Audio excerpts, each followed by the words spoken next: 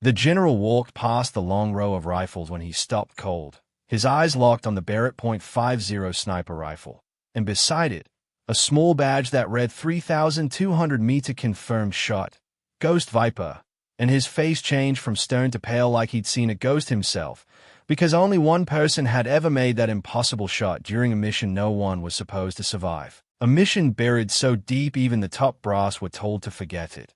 But the general hadn't forgotten because he'd written the body report himself. Except no body had been found, just fire, wreckage, and silence. And now here it was again, the name they'd whispered in rumors, not as a person, but a shadow.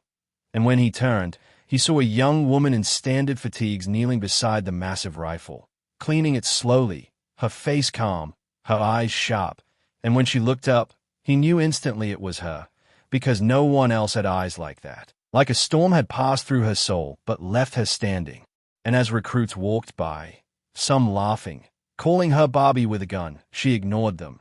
But the general didn't. He barked for everyone to clear out, his voice thunderous, then approached her slowly, staring at the badge again, and asked in a low voice, "Where did you get this?"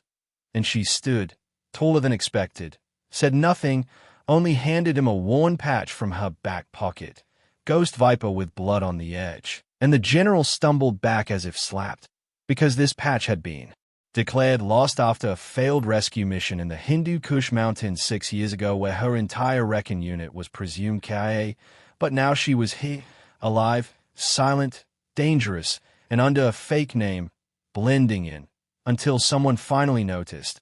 And that someone was him, the man who'd ordered the call off when her flare went up too late, who'd left her behind thinking she'd been taken. But she hadn't been captured. She'd hunted, survived, and disappeared.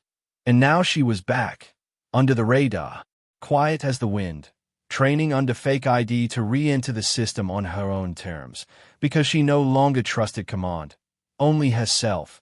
And when he asked how she survived, she answered with a single sentence. "I walked out after the wolves finished eating the ones who came for me." And then silence again, because no one knew what that meant except him.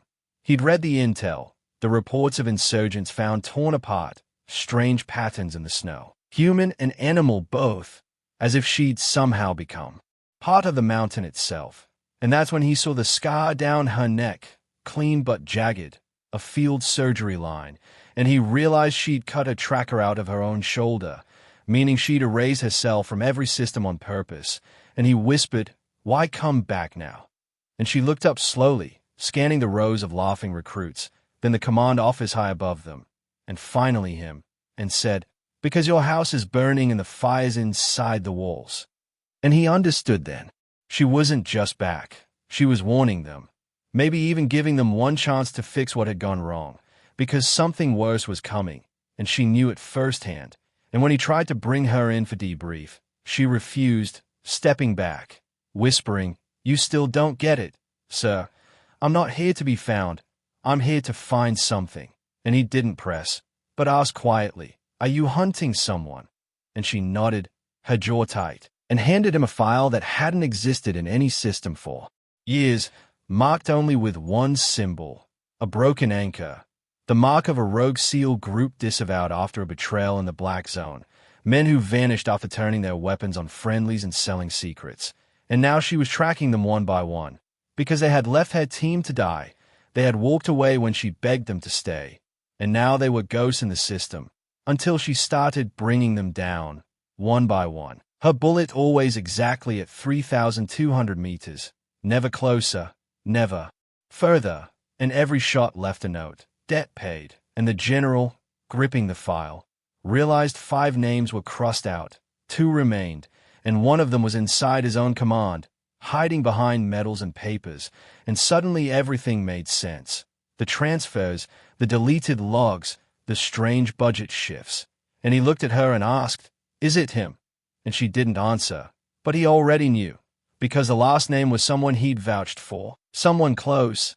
And he whispered, "What do you want from me?" And she said, "Access." And with shaking hands, he gave her the clearance she needed, because some debts could only be settled in silence. And as she walked away, he watched every step like it was a fuse burning. And later that night, In the shadows of the base, a single gunshot echoed from the training range. Not during drill hours, not scheduled. And when they rushed there, all they found was an open locker, a torn patch, and one single casing beside the Barrett .50 with a note. Taped to the wall, 6 of 7, and below that, in smaller letters, check your logs. And the general ran to his office, opened the records, and found the final name logged into a secure comms system 10 minutes before the shot, and his blood ran cold, because the message sent wasn't local. It was an outbound relay to a private channel tag Archangel Protocol, a project supposedly shut down years ago, but one she'd been part of. Before the betrayal, before the fire, before she vanished. And now she was back to kill it for good. And the general realized she hadn't come just for revenge. She'd come to stop something even she feared. And that's why she trained in silence, why she hid behind ranks, why she let the boys call her names, because none of it mattered as much as the 7th name on the list, the one that hadn't been crossed out yet, the one hiding behind clearance levels he couldn't even see. And as the base locked down, security scrambled, and officers searched in panic. She was already gone.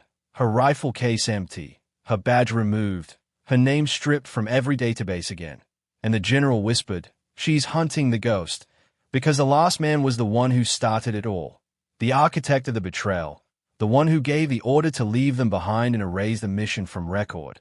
And now she was following him across borders, cutting through red tape like it was paper, and every time she struck, a new truth surfaced: data leaks, cover-ups, drone logs, body cams corrupted by bullets before the feed died. And behind it all, never seen, never heard, just the crack of a .50 cal from 3 clicks out.